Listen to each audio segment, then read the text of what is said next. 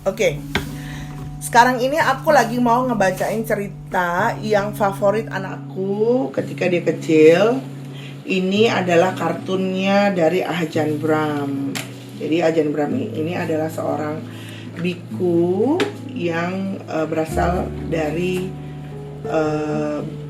dari England, dan sekarang bertempat di Perth, Australia. Nah, jadi ini cerita tentang Kangaroo Guru Happily Ever After in Down Under. Down Under itu adalah Australia. Oke.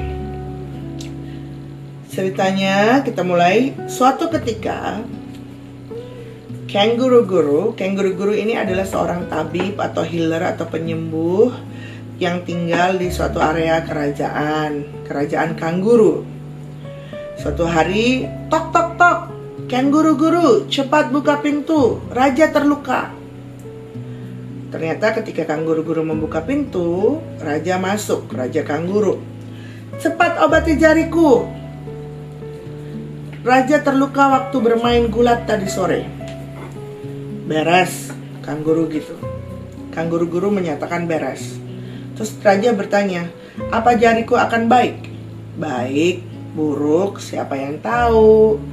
Begitu kata Kangaroo Guru.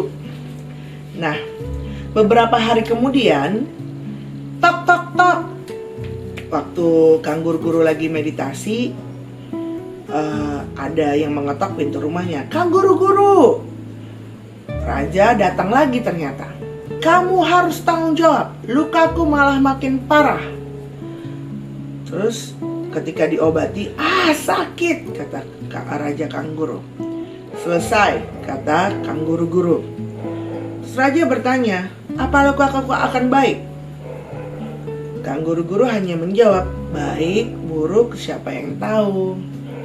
Beberapa hari setelahnya, di rumah Kangaroo Guru, tok tok tok, buka pintu. Terus raja datang dengan marah sekali. Gimana sih kamu, lihat luka ini bernanah. Dan keadaan tangan raja, jari-jari raja itu semakin memburuk. Grrr, dia marah sekali raja. Terus dibersihkan dan diobati oleh Kangaroo Guru. Wadaw, sakit sekali. Dan ternyata rampung, kata Kangaroo Guru. Ternyata Kangaroo Guru mengamputasi jarinya raja.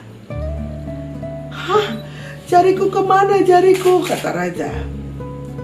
Amputasi itu adalah memotong tangan atau kaki seseorang yang sudah terlalu parah sakitnya. Lalu Kangaroo Guru berkata, luka raja sudah terlalu parah, jadi aku terpaksa mengamputasi jari raja. Amputasi, kata raja. Baik, buruk, siapa yang tahu? Begitu jawab Kangaroo Guru. Apaan? Ini buruk tahu, kata Raja Kanguru. Pengawal, jebloskan dia ke penjara, kata Raja Kanguru kepada pengawalnya. Akhirnya Kangaroo Guru ditaruhlah di penjara, berada di penjara. Beberapa hari kemudian raja berkunjung ke penjara. Ho ho ho, penjaraku buruk bukan? Kata Raja Kanguru. Kangaroo Guru berkata, baik, buruk, siapa yang tahu? Dasar guru sinting, kata Raja Kanguru. Kemudian raja pergi dan mengajak pengawalnya bermain gulat. Ayo, ayo, ayo. Kemudian raja bermain gulat dengan para teman-teman dan pengawalnya. Tiba-tiba ada suara yang mengerikan sekali. Ternyata ada sekumpulan serigala sedang mengintai dan mengejar mereka. Akhirnya semua lari, semua pengawal raja, semua teman-teman raja lari kocar-kacir. Semuanya meninggalkan raja sendirian yang sedang bersembunyi di balik semak-semak. Ketika semuanya bersembunyi di balik semak-semak, akhirnya ada satu waktu yang Raja Kanguru ketahuan oleh serigala itu. Akhirnya dia berlari sekencang-kencangnya, lari, tolong. Tapi raja berlari terlalu jauh ke dalam hutan. Dia terkepung oleh serigala-serigala tersebut. Hei, berhenti kalian. Akhirnya serigala-serigala ini mengikat kanguru-guru dan dibawanya ke desa mereka. Raja kanguru menangis dan berteriak, "Hei, berhenti kalian, aku ini raja parang kanguru." Terus si serigala bilang, "Emang gue pikirin." Nah, ini dingo sih, bukan serigala. Dingo itu adalah anjing biasa itu, tapi seperti keturunan pertama dari para anjing sebenarnya dingo. Terus para dingo ini bilang, "Kau akan kami persembahkan untuk dewa dingo." Akhirnya raja kanguru diikat, ditaruh di dalam cage, di dalam kurungan, dan dipersiapkan untuk menjadi persembahan kepada Raja Dingo. Akhirnya para dingo ini berdoa, mengaturkan sesembahan dan seserahan. Dingo, dingo, dingo, dingo. Sampai pada suatu saat ada salah satu dingo yang menyadari bahwa ternyata Raja Kanguru ini tidak mempunyai jari yang lengkap. Lalu dia berkata, "Hei, jarinya kurang satu tuh. Wah, kurang, benar-benar kurang satu. Dia tak layak jadi persembahan untuk dewa kita. Buang dia ke hutan." Akhirnya karena sesuatu yang tidak lengkap adalah tidak layak untuk menjadi persembahan, kanguru-guru ini tidak dijadikan persembahan, melainkan dibuanglah ke hutan. Ketika dibuang ke hutan, Raja Kanguru menggelinding ke bawah dan dia terbebas. Akhirnya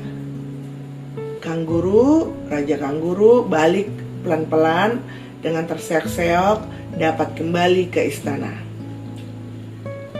Kemudian, tapi selama perjalanan menuju balik ke istana ini, Raja Kanguru selalu seperti berkata ke dalam dirinya, ke dalam hatinya, "Baik, buruk, siapa yang tahu?"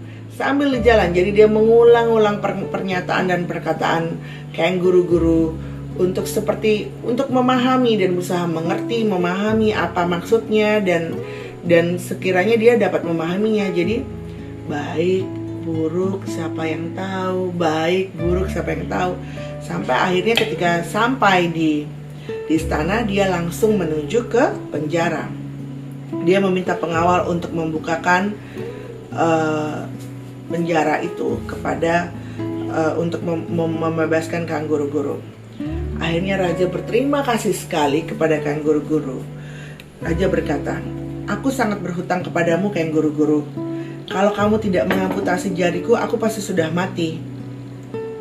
Si kanguru-guru berkata, "Kalau aku tidak mengamputasi raja, bisa saja raja mengajakku pergi main gulat. Lalu karena jariku lengkap, akulah yang dijadikan tumbal bagi dewa dingo." Jadi baik buruk siapa yang tahu. Nah, begitulah kawan-kawan. Jadi jangan pernah menyesali apapun yang terjadi di dalam hidup kita. Karena kita tidak pernah tahu, sekarang kelihatannya baik, besok mungkin tidak baik. Sekarang kelihatannya bagus, mungkin besok tidak bagus. Sekarang kelihatannya buruk, mungkin besok buruk. Kita tidak pernah tahu. Kalau saya sarankan sih lebih baik di setiap saat teruslah bersyukur. Ingatlah selalu bersyukur dalam keadaanmu apapun. Karena bersyukur itu seperti kunci dalam kehidupan. Sebenarnya di antara semuanya, apapun yang terjadi, ketika kamu bersyukur, kamu sudah menambah amal ibadahmu dalam keadaan apapun. Oke, terima kasih. Baik, siapa yang tahu?